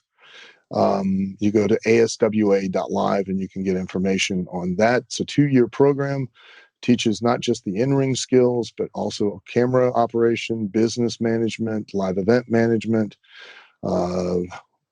television writing, creative writing, social media management, etc. So we try to give people, men and women, the skills to have, because it's not a matter of if, it is a matter of when your career will end in the ring. And if you don't have some kind of other skills, then you're not going to be able to be an asset in the wrestling business. And you serve one of two purposes in wrestling. You're either the thing that's selling tickets, or you're one of the things that helps sell tickets. There is no third option. For social media management, what would you tell a guy like Lars Sullivan? Well, I try to tell these guys stuff all the time. They don't listen either. Be aware. I mean, you put that social media, it will come back to bite you. And it doesn't just affect, if you're with a company, it's going to affect, like with us, with OVW, it's affected already several people within the roster and their handling of their social media. It's affected potential sponsorships where we could have gotten them deals where they could have been spokespersons for the company, and the company shied away, both as a sponsorship for OVW, but also using the person and they could have made a lot of money as a spokesperson for the sponsorship. And they went and did a search on their social media and we're like, forget that. Don't worry, we'll pass. And WWE, when you go, and if you get an opportunity with WWE, the first thing they do is they scrub your social media. They go right through it. And if they find anything, that astounding that they missed all that with Lars, but if they find anything that's even questionable, I don't care how good you are. I don't care how big you are, how muscular you are, how cool the move you do is. They find something on that social media, guess what happens? Done. Yeah. You're not going to go. Simple as that. Be smart. Use it wisely. And it's amazing. You guys have such an incredible tool. We were totally reliant on the promoter and the platform, which was TV, to sell our product, which was us. You now have social media. Look at Drake Maverick. That's a shoot, just so you know. I personally know that situation with him is a shoot. He was being released, and he went to them and said, hey, can I just, I was supposed to be in 205. Can I at least finish it out, finish my dates, which is not unheard of in wrestling. You finish out your dates, and then you leave, okay? He did that video. It was a shoot. Him doing that video was a shoot, and he's now creating more opportunities for himself, not just with WWE, but with people around the world that will now book this guy because he's a personality, he's a draw. Be smart, be intelligent.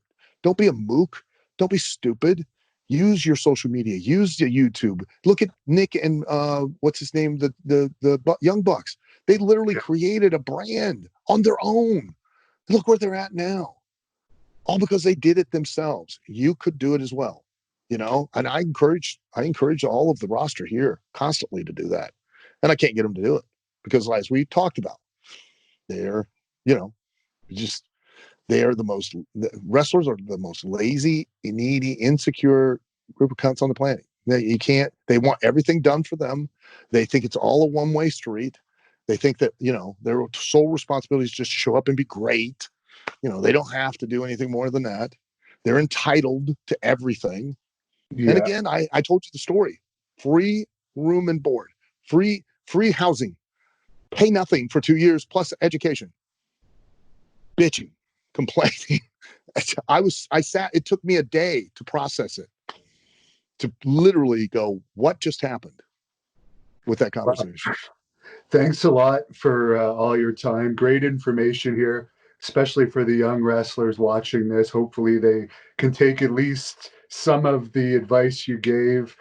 And to close this off, could we pretend that you're wrestling Mick Foley in the Louisville Gardens tonight? What would you tell him if that match was taking place tonight? I'd say, Mick Foley, tonight in the Louisville Gardens, 8:00, you and I face off, and you've got as much of a chance of beating me as people do of finding your flat ass. Okay? I don't know if you experienced some wood shop accident where you backed up against the belt sander, but I guarantee that if ever somebody wanted to find your ass, they'd have to look on a milk carton because it's been missing since 1986. Thank you for watching the Hannibal TV.